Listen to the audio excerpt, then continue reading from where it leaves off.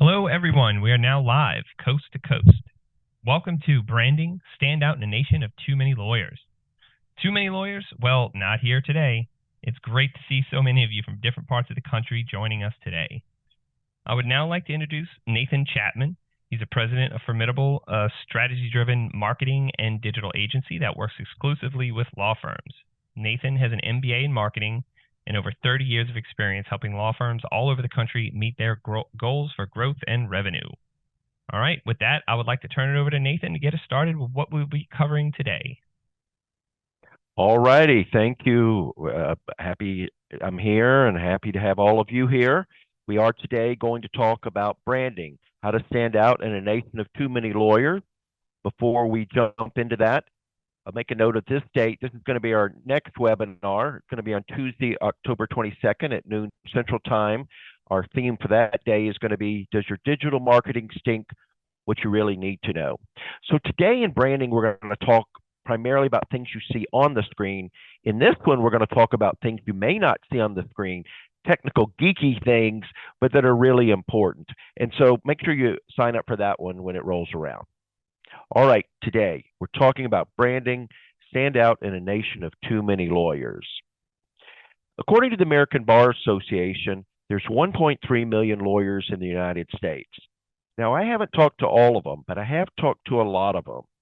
And what often happens in these conversations is that they tell me how they're frustrated.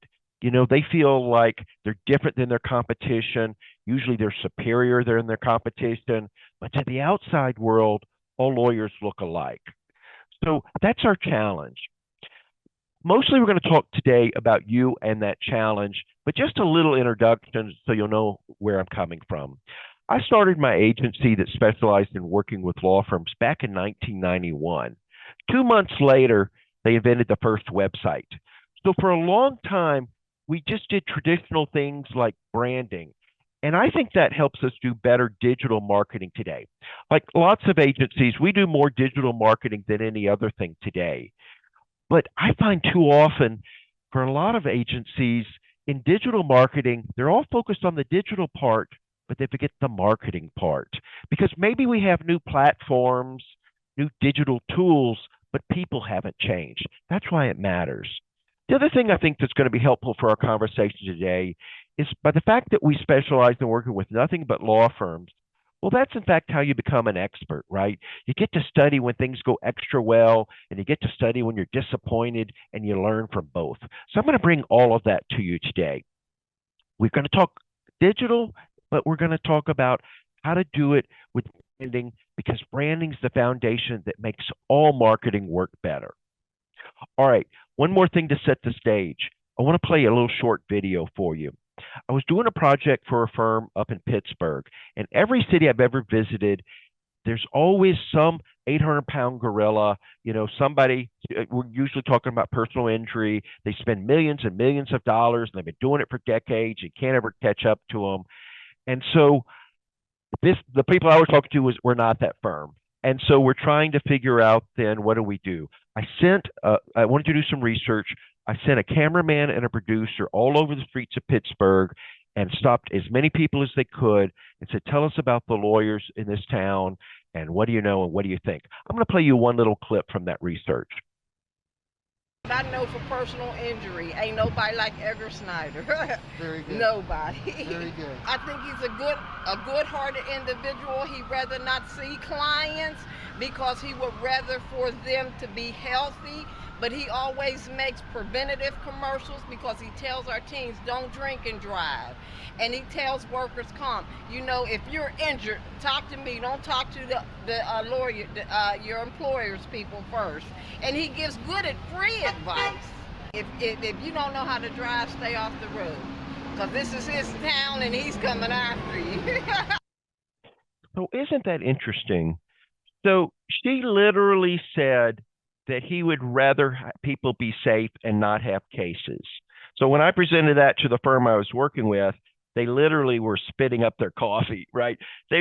Maybe they were cynical, maybe they were accurate. They're like, oh yeah, as if he doesn't want cases. Of course he does, right?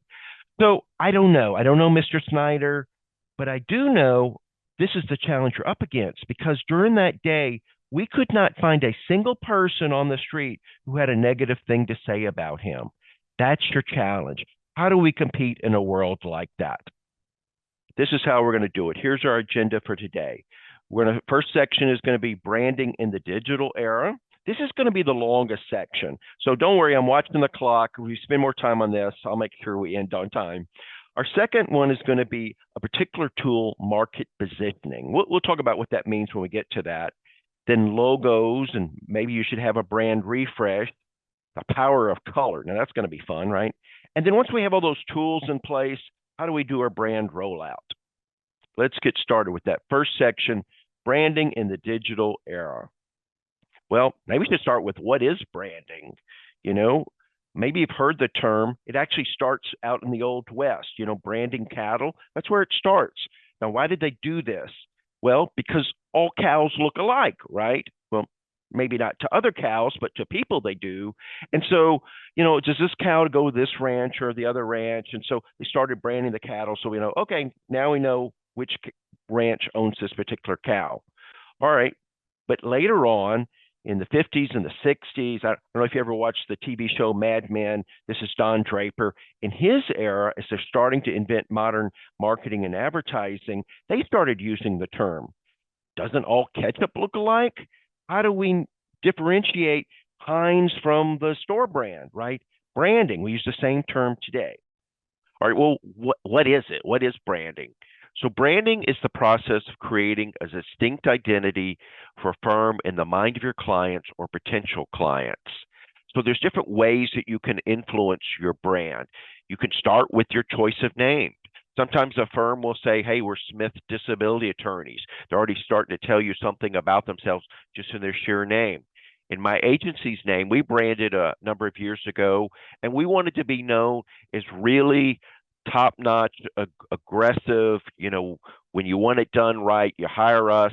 So we came up with a play on the word formidable, but for firms, and we called it Firmidable. The logo. So is the logo, dainty and delicate? Is it, funny and friendly? Is it aggressive? Those stylistic things should fit with the brand you're trying to portray. Market positioning, we're going to have a whole section about that coming up, but what is your strategy trying to tell people who you are, and do we execute it with an actual tagline? And then the visual aspects of these things and your tone of voice when you write, is it with a sense of humor or very, serious? And even your choice of medium platform, are you a firm that does TikTok videos, or you're in the business journals? Those say a lot about who you are and what you're trying to say about who you are. Okay, so maybe that's what branding is, but why is it a good thing? Well, the biggest thing is that the potential clients remember you. They seek you out. If there was just any old ketchup on the counter, on the shelves, then we may just grab any of them. How do we know that we particularly like Heinz and that's the one we want to buy every time? It's because of their branding. And if we do our job with branding, they believe that your brand is superior. That's why they seek you out. So some of that comes from brand discipline, that there's less market confusion. They know who you are. They're focused on you, and it's always consistent.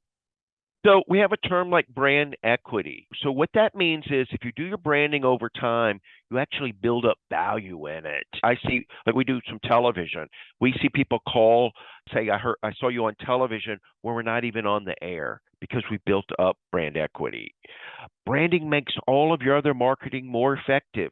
So for example, in a search listing, if they see your website listing or pay-per-click ads, they might skip even over the other people and go, I've heard of that one. And maybe you're number 3 and they still click on you. That's the power of branding. And then lastly, branding creates loyalty within your existing clients. So they think highly of your firm and never want to go anywhere else for your kind of legal work. All right, this thing we're looking at right now is called the marketing funnel. I didn't invent this. We did put it in my brand color of purple, but this reflects the different work that we have to do for us in front of us for branding. So at the top is awareness. Maybe they don't know you or your category. Let's say iPhones. At the beginning, we didn't even know what an iPhone was and why would anybody want it. Then later on, they're thinking about it, but they're doing research, and then a little bit later, they're saying, okay, well, I'm ready to buy an iPhone or talk to a doctor or a lawyer, but which one? And so they're really reading stuff now. And then if we're successful and they reach out to us, we call that a lead. Okay, so top of funnel is when we're trying to create that awareness, either about our firm or about the category. So the most typical tools for that might be television. They don't even have to be thinking about you. And here comes this commercial. Community speaking, maybe for a nonprofit or depending on your type, maybe a business group, depending on your type of law. Getting out there and getting yourself and your topic known. Social media, they're not there to learn about you. They're there to interact with their friends, but they see your ads. Okay, now let's move down the funnel. They're starting to do some research now. Well, these days, the place most people do their research is online.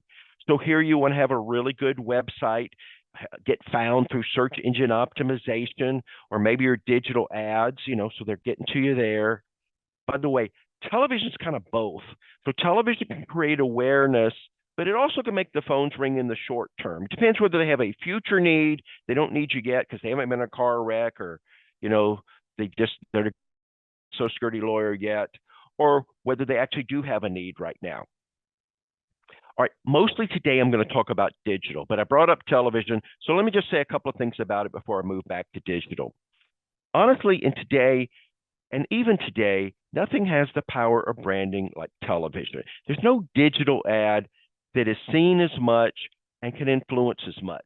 Now, television is changing. That's true. There's more people streaming, but even in streaming, there's advertising opportunities. Maybe not, in Netflix, but even Netflix is coming up with a version with commercials, right?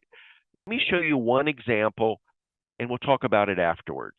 In life, we can get told no a lot. No, no. When you apply for disability benefits, you will likely hear no from Social Security. As disability lawyers, our job is to help turn that no into a yes. At Troutman & Troutman, disability law is all we do.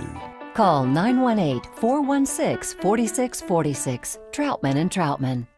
So I think you would agree that we get a sense of that firm, right? They could have just straightforwardly said, hey, if you're denied your Social Security disability benefits, call us, we help you appeal. But there's so much more tone and a special voice there that people start getting impressions about the firm and they feel like they know them. That's very powerful. A lot of firms that I talk to do something that's kind of the opposite of branding. They buy leads. Now, there's nothing wrong with it. So what we mean when we say we buy leads is somebody will do marketing under their own name, maybe digital ads or maybe even television, and then they'll turn around and sell those leads to firms, and you can say, hey, I'd like to buy $5,000 worth of leads in these zip codes. All right, there's nothing wrong with that. And, you can certainly get cases that way, but it's not branding. It's more like a blind date. So lots of blind dates work out. That could be fine. But the reason I believe in branding is it's more like a real date where you say, hey, would you like to go out with my cousin Susan? And you go, oh, yeah, she's real cute. You're kind of halfway sold, right? You know what to expect. And therefore, it's more likely to be successful because you go into it with more information. You're half sold before you actually talk to the firm. All right, let's talk about the way the really big companies do it. Like you've heard of the Cola Wars, Coke and Pepsi, right? It's interesting about them. They don't expect, they spend millions on marketing, but do you ever go to their website? Not really, right? Do you ever get in the grocery and say, let me Google with my smartphone which cola I should buy? Nah, they don't do that. You're in the car and you say, I'm thirsty. Let's pull over and get a Coke.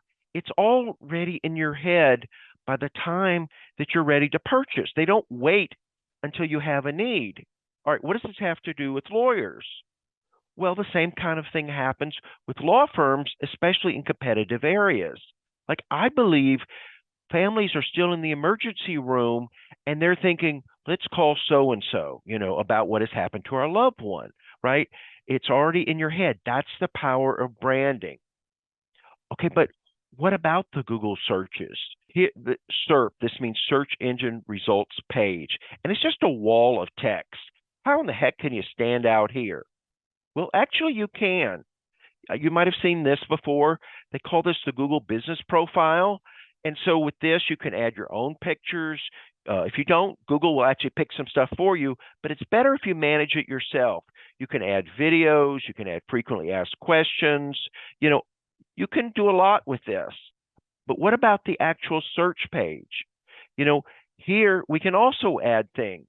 They call this rich snippets. If you know, this might be a little geeky for most of you, but if you know what you're doing, or if you're working with somebody who knows what they're doing, you can tell Google, hey, we have these extra assets like our logo and our pictures, and we'll put it in the code, and then Google more than likely will show these. All right, let's say they go through the search page, they do click on you, and then they get to your website. So your website these days is like a store. And so I'm shocked sometimes how people don't put enough thought into their storefront. Like here's one I saw. I think this is the worst one I've ever seen.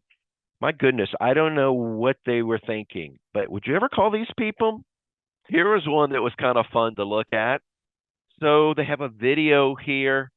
I'm going to have to confess to you, I didn't play the video because I'm kind of hoping it's a dance video. And if it's not a dance video, I was going to be so disappointed. I just didn't think I could take that disappointment. So I didn't even try it. I don't know what they're doing, but that's not typical. Let's go to some home pages that are much more typical. Now, I know this firm. This is a really good firm. All right, but maybe you don't know them. So if you're going to their website the first time, what do we figure out quickly? All right, well, it's a firm that's owned by Daniel Berger, okay, and it's a law office, okay, and he seems to be in New York City, okay. Now I can start working harder to figure out what else. The main thing I got about him now is he has a law office in New York City. But aren't there a lot of law offices in New York City? Is that the most important thing that we should know about Daniel Berger? I don't know. I think this is a missed opportunity. Here's another one.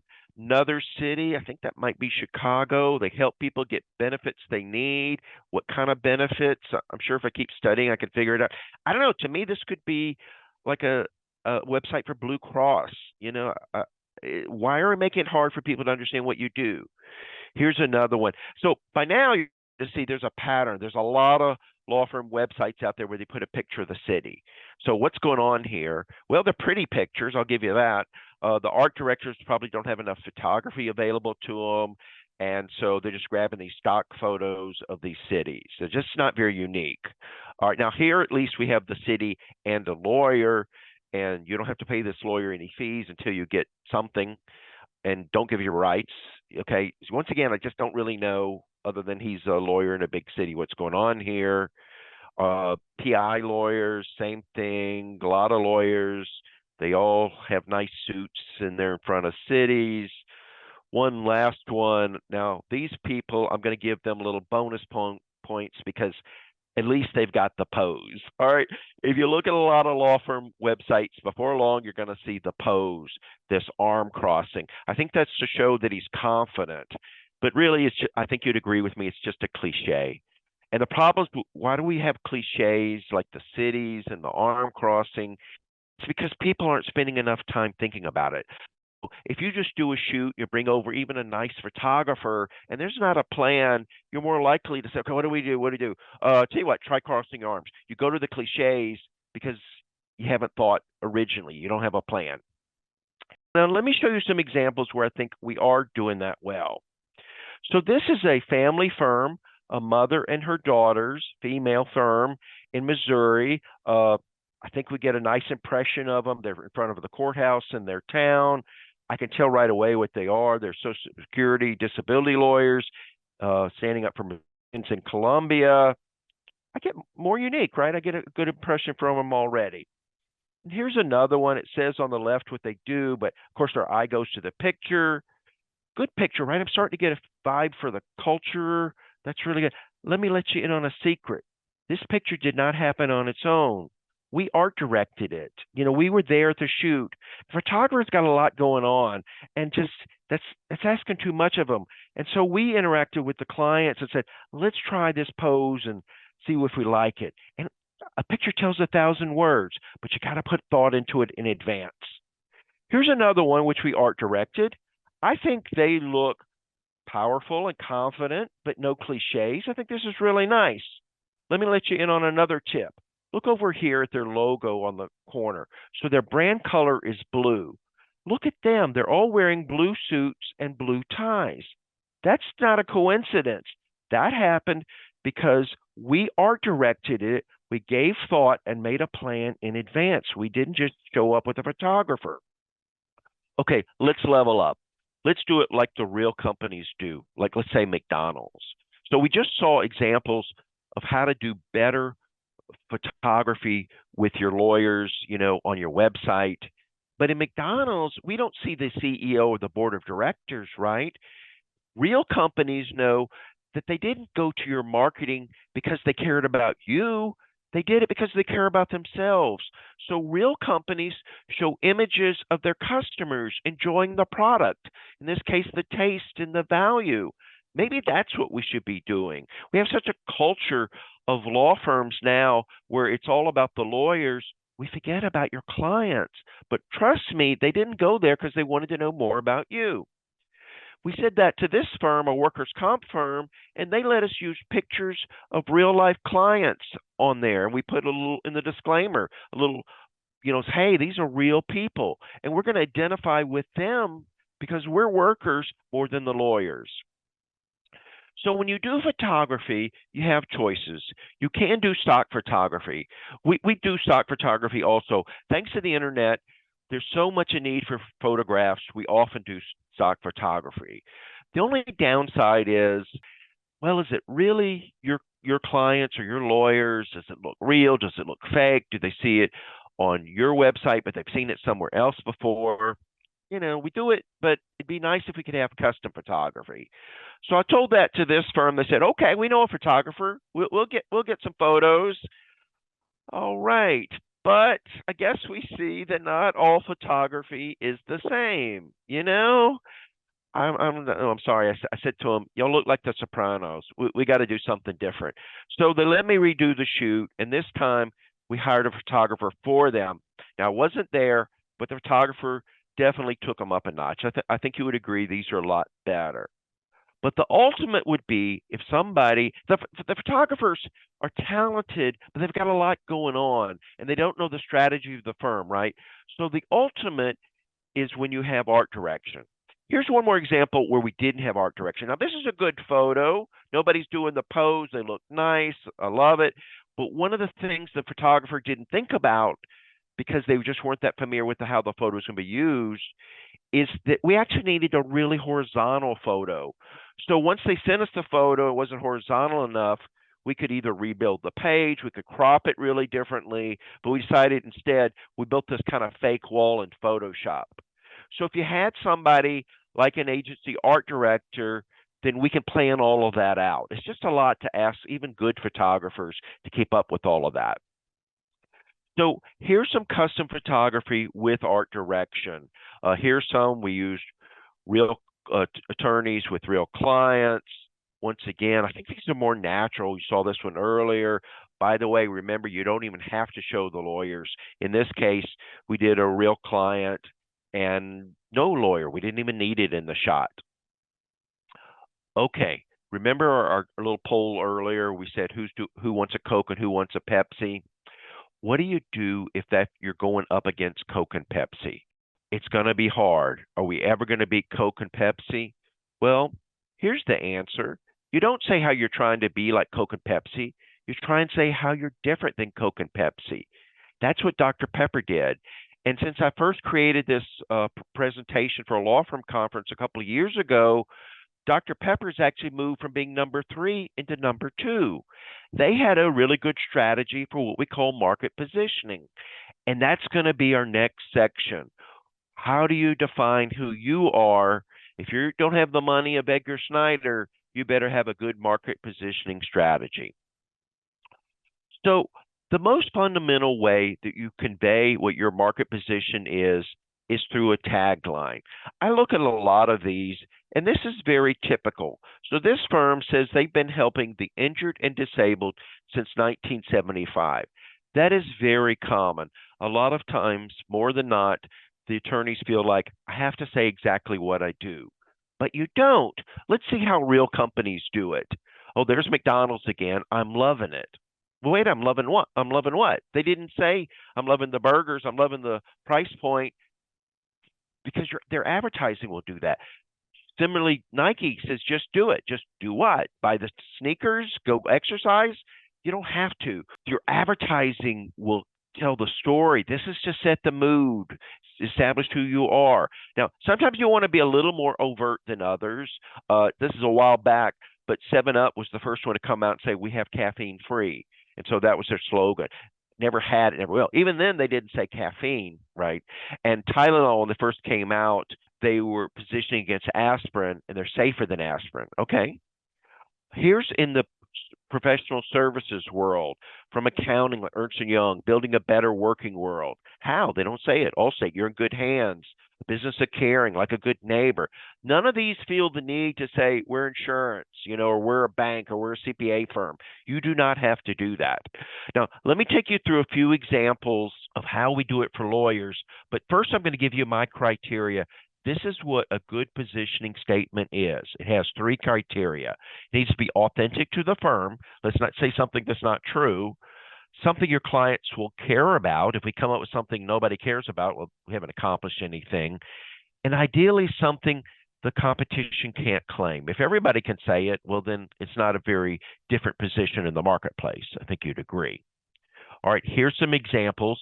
I'm going to tell you for each one, what's the challenge and what we came up with. So here's a firm. They're in Kentucky. Their number one competition is Morgan & Morgan, the big national firm who's outspending them, 1,000 to 1. What do they do? What can we say about this firm that Morgan & Morgan can't say, but it's true about this firm? Well, this firm is all about Kentucky. They're born and bred there, and, they're just real Kentucky guys and girls, and Morgan & Morgan can't say that. So that's what's going to be our position. And let's do it in a clever way that's memorable. So we came up with Kentucky Courage, a little alliteration there, and then we use it throughout all the advertising. If we stand up to a big insurance company, that's Kentucky Courage. If you call a lawyer for the first time, Kentucky Courage, things like that. All right, let's do another example. So this is one of my favorite attorneys. She's actually in West Texas, in Lubbock. It's a really kind of tough part of the state. She's kind of a lady. In fact, she's a grandmother in a man's world. She does PI and Social Security disability. When I found out that she's a grandmother and her hobby is she has a Harley and she's in this tough world out in West Texas, I thought we could do something with that. Part of her challenge was the law firms from Dallas and Houston were coming over and trying to get her business. All right, so what can we say? We came up with nobody pushes West Texans around. Showing her toughness, again, doesn't say exactly what she does. We'll do that later, but this is unique to her. Here's another one. This firm had a lot of challenges. So the firm is called Hornstein, Nicholson, and Blumenthal. I have to tell you, it took me a while before I could even remember their name. And even to this day, I have to look up how you spell it. It's kind of tricky. So that was a challenge. And then they were having a generational change. Mr. Hornstein, Nicholson, and Blumenthal were all retiring, and there was another generation coming in. So what do we do? How do we convey that? And then this was a firm with a lot of different practice areas. We could say something about the PI department, but what about the Social Security or the employment department or workers' comp? What do they all have in common? So we went through a process I'm about to show you in just a minute. We came up with their positioning. We realized that all the departments were about plaintiffs, about helping real people. We realized we need to deal with this name that's kind of hard. And we came up with helping me, that's H&B. You can still find them by their full name, but you can also find them by the initials. The rhyming helps you remember. Helping me was not something that was particularly conveyed with their competition, and it goes through all the departments. You can see how, so we talk about good branding being strategy-based. Look at all the strategy I just shared with you there. All right, let's take you now that you see the end result is. How do we get there? I'm going to take you through a real process for a real firm we worked with. This firm is based in New Orleans, which is where I happen to live. Their Social Security firm, like that last firm, they were having a generational change. Matt Greenbaum had been doing it for decades, but he was starting to retire, and he had 2 daughters who were taking over, plus some other members, other attorneys were becoming partners. How do we convey who the Matt Greenbaum firm is, especially when Matt's no longer there? Well, we start with this in our process. Step 1 is we get big sheets on the wall and we put up the name of each firm that's a competitor and our own firm, and we just write adjectives, anything that comes to mind. Oh, they're very smart, they're very honest, they're friendly, whatever it is. Put up all these adjectives, and then we start grouping them and looking for themes. Can we combine some of them? Let's make it into a manageable number. And from that, then we're going to try and figure out where is an unoccupied position in the marketplace, something we can say that people care about that the competition can't. Here I'm going to share with you the most complicated one I ever did. They call this a Venn diagram. So this was for a business-oriented firm. They had 3 major segments in their businesses clients. They did healthcare, they did real estate, and they had financial. And the challenge was the different types of clients cared about different things, and they weren't all the same. So we did this, and then we grouped them and looked for the overlap. Oh, and we need to make sure that whatever we come up with, the competition can't say. So then we have their primary criteria over there, what they're known for. And what do you know? We found something that was unique to the competition and crossed through all the sectors of the potential clients. They all cared about efficient. We thought our competition was not efficient. They were big and expensive. Okay, so that's our strategy. What do we do with the strategy? I'm going to flip back to continuing on with the Greenbaum example. So the strategy we came up with them was, for generations, the law offices of Matt Greenbaum is where New Orleans and the Gulf Coast have gone for Social Security disability. That's authentic to the firm. We did think that was something that the people of the community would care about, and it was something the competition couldn't claim. The only problem with it, it's way too long, not very catchy. Okay, that's where the creative team comes in. So we give them the strategy, and now they need to start brainstorming taglines that can be public facing. We actually gave them one that was kind of local and lighthearted. I don't know how well you know New Orleans, but we have an expression there that when you go grocery shopping, we actually call it making groceries. So this is something the locals would get. And so this was kind of a little tongue-in-cheek. When you can't work, because remember it's Social Security, when you can't work, you still got to make groceries. So that would be clever, be memorable. Now, I had a hunch the firm was their culture, they weren't going to like the lighthearted one so much. So we came up with some more serious examples also. I'm just going to run through these quickly for you. We never give up on family. So remember, this is New Orleans, so resiliency, post-Katrina is a big thing there. New Orleans and the Gulf Coast never give up. A law firm for a community that never quits. Generations go to Greenbaum, or generations get Greenbaum, playing on the alliteration thing. That's what the firm chose. We want something like that. Okay, we've now really narrowed it down. Let's go back to the creative team, and they're going to hone it down. They're going to do every variation on that strategy and the more concentrated option that we can think of. So we took our original strategy and we dissected it. So generations just is a way of saying for a long time. So there's different ways we can say something's a long time. Where New Orleans and the Gulf Coast have gone, that's kind of long. We just need to say something local. Maybe we can say that shorter for Social Security disability. And we don't have to say that. Remember, we don't have to say exactly what we do. All right, so here's the shorter versions that we presented to the firm. Around here, when you can't work, you get Greenbaum. Around here, we go to Greenbaum. Around here, for generations, we've gone to Greenbaum. For generations, we've gone to Greenbaum. And that's indeed the one they chose. They like the alliteration with all the G's. It is simple. Doesn't say exactly what they do, but then the advertising will take care of that. All right, that's that section. Let's go on to section 3, your logos and your brand refresh. That's going to be built on the strategy we just came up with. you don't have to have a logo. You probably have something that you use as a logo. A lot of times you just pick out some nice fonts and, nice and clean and readable. You could do that. That's what this firm did. But we've talked to them, well, it's clean, it's functional, but it has no personality. So this firm is based in Hawaii. And so we go through this whole strategy. What are you trying to convey? And she particularly wanted to convey that she was part of that Hawaiian community. So we came up with this little symbol. This little leaf is the tea leaf, which is in Hawaii. I think you can see that has more personality than the original one. Here's another one. This firm literally has been around for 100 years. So their strategy was they wanted to keep that they've been around that long, but they didn't want to be thought of as an old stuffy firm. They wanted to be modern, yet that long tradition and foundation. So I think we did that, right? This looks both modern and traditional. Now, once again, they have this little thing.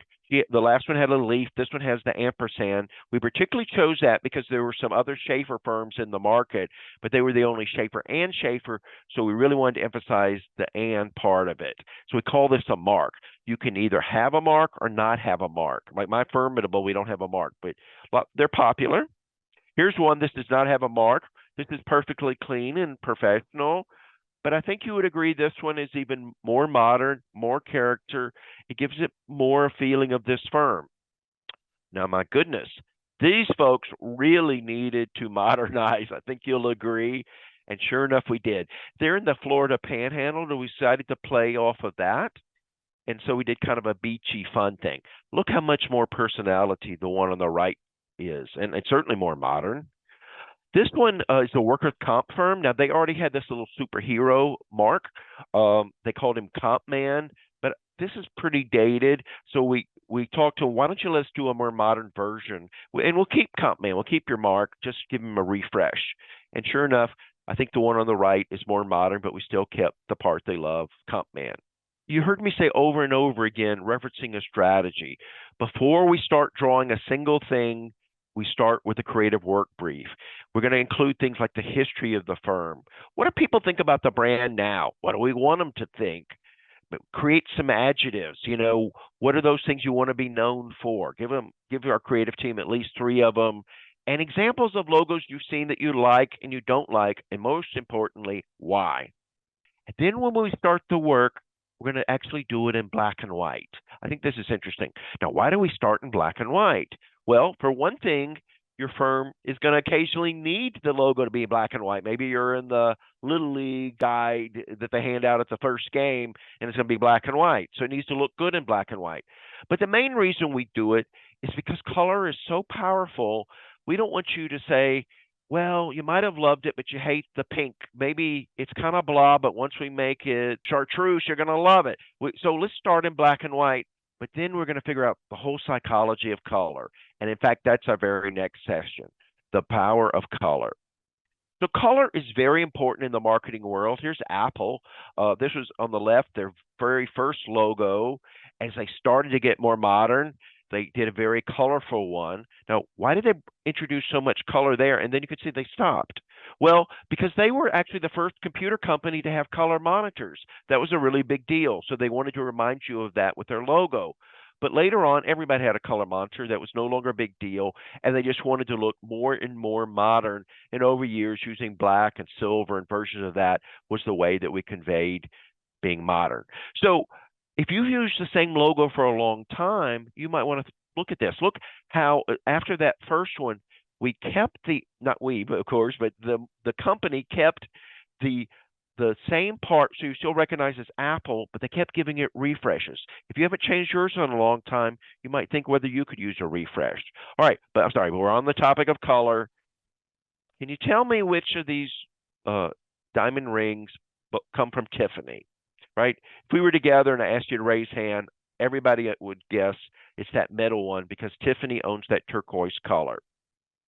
What can brown do for you? I expect if I asked you what company is that, you're going to guess right away it's UPS. They've so identified with that color. Okay, by now you might be thinking, yeah, but that's Tiffany. That's UPS. These are huge companies. I'm just a little law firm.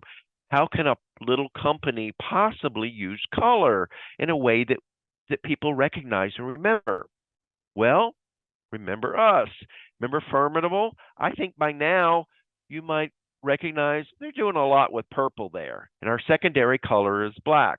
We had this image that we wanted to create that we're powerful. In fact, we use Batman for our inspiration, so we do a lot of blacks and purples. It gives you some professionalism. It helps if somebody really understands the psychology of color. This is kind of a famous color diagram that people are shown to show the power of color. That color blue in those squares, it's the same, yet it seems so influenced by the supplementary colors. So somebody needs to figure out not just your blue or whatever color you might have, but the other colors that go around with it. So when we do a logo, we don't just give you, hey, here's the logo and here's the colors, but a whole palette. You can't do everything in this kind of greenish color, so for them, we stayed in that and shades of gray and black. Remember our firm earlier, the one with the really complicated Venn diagram, the business firm? And what we found out was we were going to do a strategy around efficient. Well, now I'm going to show you what we did with that when we got to into the process with them. So we came up with their tagline, ridiculously efficient. This was actually something that came out in a conversation with one of the partners. He said, we're ridiculously efficient. So I thought, that's an interesting way to say it. So that was one of the options we gave it back to them. Now, talk about authentic. They literally said these words. And among the other choices, this is the one they came back to and they chose. And so this became their tagline. This is the firm that in their town and in their type of law, they're ridiculously efficient. Look, they even got it registered as a trademark. Okay, so then when we talked about doing their logo and doing their colors, we said, look, you have chosen a very bold tagline. That's a lot of bravado there. So maybe instead of your old color, which was blue, which is what most law firms do, maybe you should have a big bold color, and they agreed. And so ultimately, for their brand color, they picked orange. They never would have done that at the beginning if we hadn't worked through this process. But now it's very unique. Okay, we've done all of these different parts. We got our positioning, we got our logo, we got our color. It's time for the brand rollout. This is our last section. To help us roll out, we should have a guide. You can actually go on the internet and do crowdsourcing and get an inexpensive logo, and it may look nice. What you're not going to have is these extras like the strategy and a branding guide. So we create something for you that you can give to all your employees, to other vendors, to anybody who's creating something, so you keep that brand consistency discipline that we talked about earlier. Sometimes you're going to want your logo horizontal, sometimes just the mark, vertical, black and white, etc. Here's our color scheme with the matching colors. In fact, we even give the Pantone number so the printer would know exactly what shade of brown or green. All of these would be really helpful to keep you with that brand discipline. But you ultimately, now you can hire an agency like us and we'll watch this for you, but if you're at all on your own, you need to protect the brand yourself. This was a firm where we did the television for them. They gave us this logo. I did not do their digital work. One day I went to their website and I said, wow, look, they've got a new logo. And because they weren't particularly sophisticated about brand discipline, they didn't think to tell us, oh, we have a new logo, now start using the TV commercials. So you need to pay attention to that if you don't hire somebody who's doing all of your marketing. Here's an example of what it looks like when you do have that consistency. Just see how professional that looks. It's the same feel, whether it's a billboard or a coffee mug. That's what you want. We even go as far as trying to think of every touch point with a client. Can we have it as an element of branding? So my clients, this is an attorney. He's doing the meeting from his office, Zoom, as we often do these days. We even came up with background screens that emphasize our branding in our brand colors. Our logo has a little slash mark in it, so that's part of our branding, our name. We have branded our Zoom screens. Every touch point. This was for a firm. They were mailing out packets. They needed, they would interview their clients by phone. They would then, decide if they're going to take the case by phone. They would send them paperwork to mail back. The percentage of the paperwork coming back wasn't that great. I said, let's take a look at it. They showed me what they were sending out. So, oh my goodness, This looks very unfriendly. This looks like I have to work on my taxes. No wonder they're not sending it back. They're probably sticking it off, in a pile of mail somewhere. So let's do some branding. So we designed the envelope for them. This is that firm you saw earlier in their brand colors. Helping me was their tagline. What can they do to help you? We've got a little copy here. When they mail out the paperwork now, the people on the phone say, now watch for a big blue and green envelope. And the firm looks more professional, more like a real company, and they stand out from the mail. All right, we're about to wrap up. Let me just remind you about our marketing funnel. Branding awareness makes all your marketing perform better. From awareness to understanding what you're trying to convey to conversion when they're getting more serious. Why this firm or that firm? The last part of this was about a lot of the conversion aspects. I want to remind you, you need to pay attention to that top awareness also. You need to get out there. If you only do the search, that's when they're way down funnel. We want to get some awareness before, like be in the community. Here's like a health fair you might want to sponsor to get people aware of you. Television is still a really big medium. People watch it a lot, and it's hard to beat in terms of getting your awareness out. That's why you see so many personal injury attorneys still using so much of television. All right. In just a minute, we're going to have live Q&A, unscripted. You're going to want to see what happens there. I'm going to go over what we've done. I would like to make you an offer. I appreciate you being with me today. Today we talked about so many things in general, but what's important is what do you need to do? And I'm happy to have a free consultation with you one-on-one and give you, some advice, and let's see if we can be helpful in that way. All right, so what did we go over today? We talked about branding in the digital era, how important it is to stand out, market positioning, take the time to define who you are relative to your competition, logos. If you haven't changed your logo in a while, maybe it's time for a refresh. And the power of color. I just see so many firms do blue, but maybe there's more interesting colors to help you stand out and reflect what you're trying to say. And then once we have those tools done well, let's look at every touch point of you and potential clients, and let's get them updated. It's time to rethink your brand, and let's see if we can get it, where you're standing out from those other 1.3 million lawyers. Don't forget our next webinar. We're going to be a lot more technical, things you really need to know, but I'll try and do it in an interesting way. So jot down that date of Tuesday, October 22nd. And I think we have time for a few questions. Do we have any come in, Doug?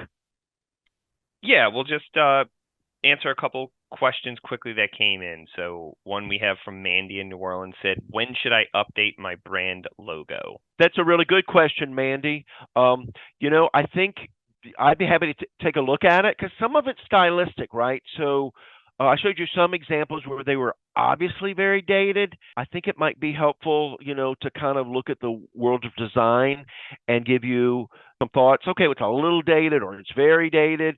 Also, maybe even the best answer is if you feel like you're not as known as a more modern firm, or you want to stand out more, or people aren't celebrating you, it's time to look at it and say, well, what are you projecting?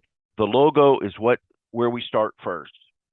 Question we got was, in market positioning, what if your competition is actually very good, so you're not necessarily better? Oh, dude, you're in trouble. Fortunately, I'm kidding, okay? So it's a challenge, right? But good news is you're not toast. We have to figure out what that is. That's actually not uncommon, right? That's why we had that long, complicated process. But we're going to find something. I don't know what that answer is going to be. That's why I'm happy to talk to you, one-on-one to kind of start that conversation. But there's going to be something about your personality or your commitment or your culture that we're going to find that nobody else is saying. And I'm confident we can help you stand out. That's all the time we have for today. You can always contact us directly with other questions. And so on behalf of the entire team here at Firmidable, thank you for joining us. Now go get some great new clients today.